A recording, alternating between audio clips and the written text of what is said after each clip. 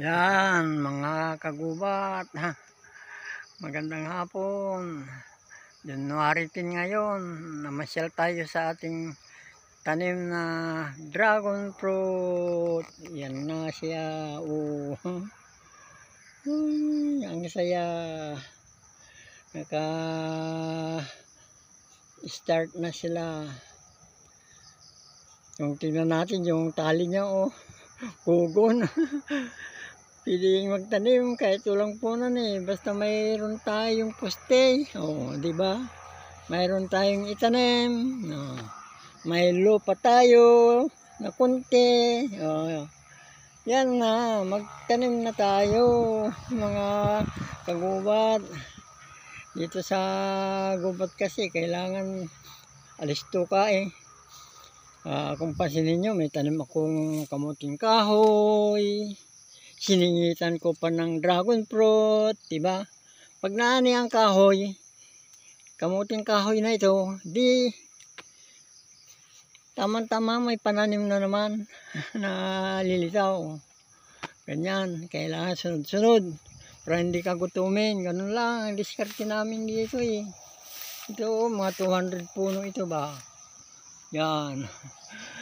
Kahit na walang punan, tulad ng sinabi ko, mag-start tayo, hintayin pa natin na magkaroon tayo ng punan. Kung pwede naman na itusok na lang natin yung dragon fruit natin sa puno.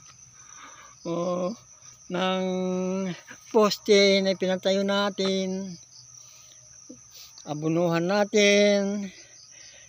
Hindi naman natin kailangan diligan kay madalas na ang ulan. Yan, madali nang lumago yan. Mga kagubat, hintayin pa natin magkaroon tayo ng punan, baka lalo tayong gugutumin. Kaya yan, sabi nga ng iba, ano bang pananim yan? Tatay bintot. May tanim ka na kamuting kahoy, may dragon fruit pa. Ang tawag nila sa akin karimbasa sa Ilocano. Wardi-wardi na yung trabaho ko kahit na wardi-wardi sabi ko. Kahit na pinagtatawanan tayo, yung mahalaga, may sinimulan tayong pananim. Hintayin pa natin na maganda. Di ba?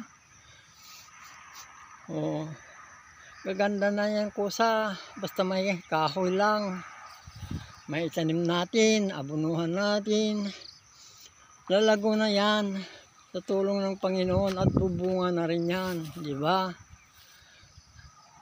Sa 200 na puno yan, may ibig sabihin na rin pag may naani, mga kagubat.